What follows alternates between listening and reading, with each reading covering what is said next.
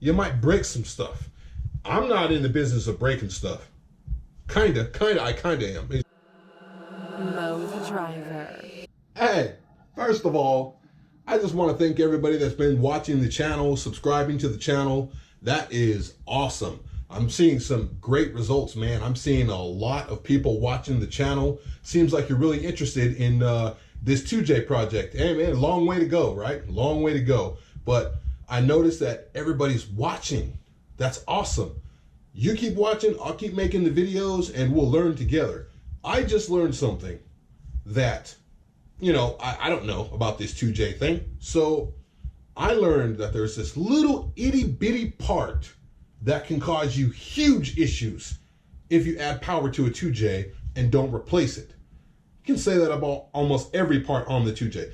But this, my friends, is important. I have it right here. I'm going to open it right now, and it's something that if you don't have on your 2J and you built it, you need this. Pretty cheap, but you need it. Peanuts. Everybody likes peanuts.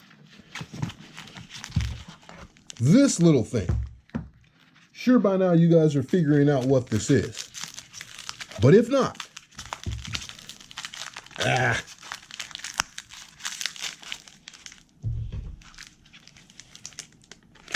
this is the magic, my friends. It makes the magic happen.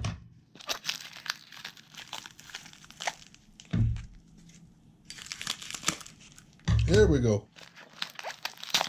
Look at this. This little thing right here.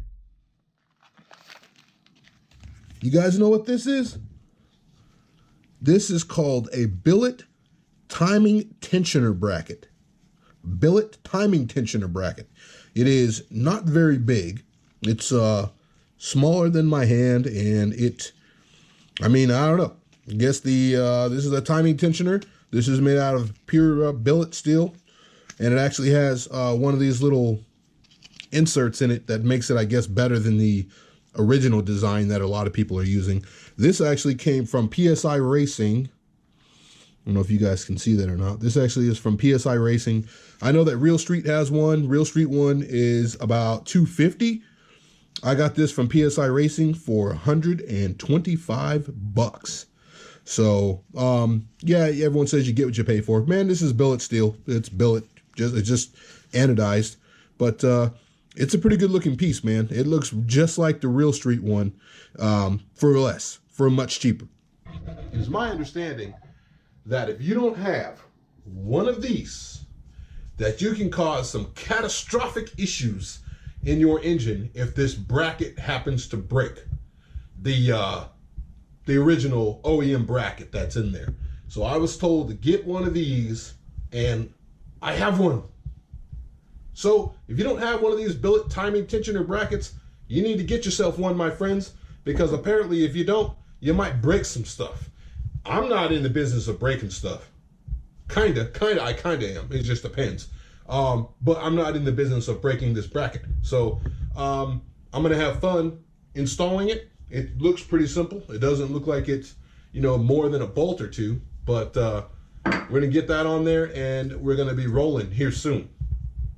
I'm not gonna tell you how close, but we're almost to the point of getting all the engine parts and slapping them together. Put some super glue on them, we're gonna call it good, and we'll be ready to go. But get yourself one of these, my friends. Get yourself one of these. If you don't have one, you might be in trouble. Just get one. I don't care where you buy it from. You don't have to buy this one. Just get one. Nobody paid me for this. I paid for this with my own money. Nobody paid me to give a shameless plug to PSI or anything like that. It's just cheaper than the Real Street version. So